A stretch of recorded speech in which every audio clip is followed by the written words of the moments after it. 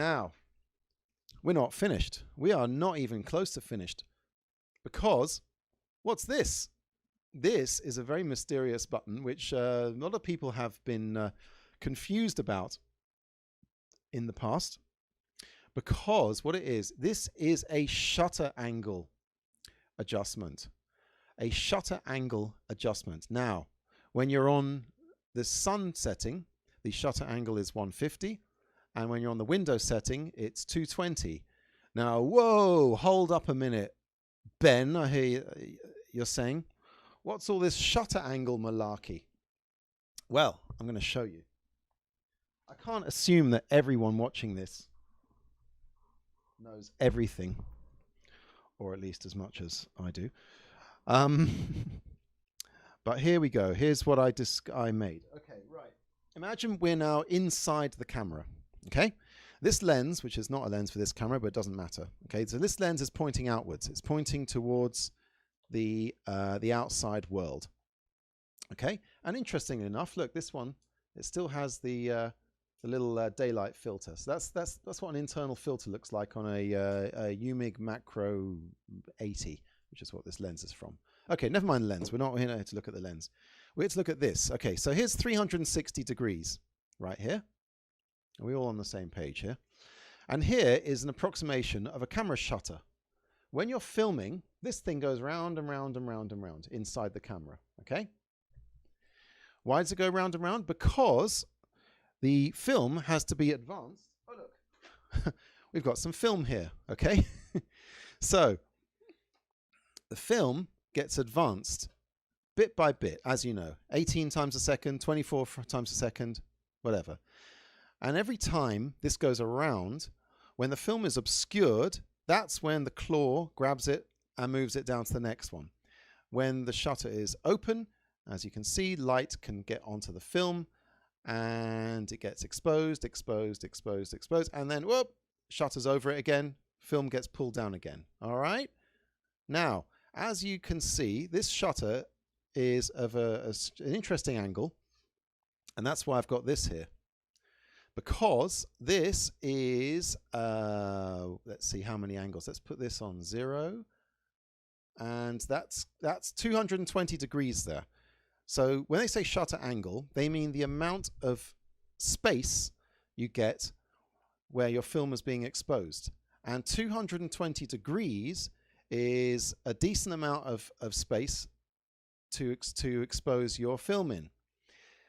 Okay, so your film is actually, although it's being pulled through 18 times a second, it is being exposed at, well, 1/40th of a second in the case of 220 at 18 frames a second. Now this camera, as I've already shown you, oh, that's the 1014, but never mind. It's got the sun setting and the window setting. Okay, the window setting is the 220 degree shutter angle, and this camera has an adjustable shutter, so that when you, in fact, I'm going to do it on the camera first, and I get the thing up here, get the mic on here. So when you go from one shutter angle to another, listen to this. Okay, it was so quiet you probably didn't even hear that. I'll do it again. Okay. You hear that little? What was going on there when that was ing? I'll show you what was going on here. This shutter was moving from 220 to 180. No, not 180, 150. Okay? 150. So now it goes, it's mostly black and only light for a little bit. See? So that's 150. So what it means is that each frame is only getting exposed for like a 40th of a second. I think it's a 30th of a second for 220 and a 40th of a second for 150. My point is that this is one of the few cameras, Super 8 cameras, where you can actually adjust this. Most cameras have got, well, some have got a 180 shutter, which is like this, 180. And quite often, some of the later ones have got a 220 shutter. And that is what they mean by XL.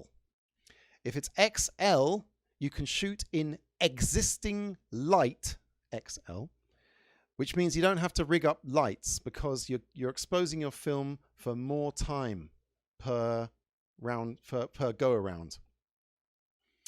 Okay, I think I've made my point here. XL and 150 is a higher shutter speed. So why would you want to do that? Well, in short, if you've got good light and you want a nice crisp motion, then you do it on the sun setting, which is this. And if you're shooting in very low light, which I'll show you in a minute, you press that and it goes to this, XL. Ben Reynolds says, great visual aids, Ben. Thank you, Ben. I spent a lot of time on this. So boom, boom, boom, boom, boom. All right. I think that's about all we can. All I can show you. So if you get any camera, never mind the Canons, if you get any camera that's called an XL, it has XL in the name of the camera. Sankyo have it. It seems to be a convention a lot of cameras use. The XL means it's got a 220-degree shutter. Now this is very important in getting your exposure right. In fact, let's have a look. There is this excellent website called super8arena.com where it has a calculator here where you write in your shutter angle. Okay, so let's say you've got a 180 shutter and you're shooting at, say, 24 frames a second. That means you're shooting at 1/48th of a second, which means if you've got a light meter, that's what to tell it, 1/48th. And you can also calculate your shutter angle if you know all your other variables. And it's got some common speeds down here at the bottom. Super 8 Arena, I can really recommend that. That's an excellent website, an excellent resource for finding out your shutter angle. Because as we know, film speed, as in your ASA, your ISO rather, and shutter angle are only two sides of the exposure pyramid, and the third is your f-stop.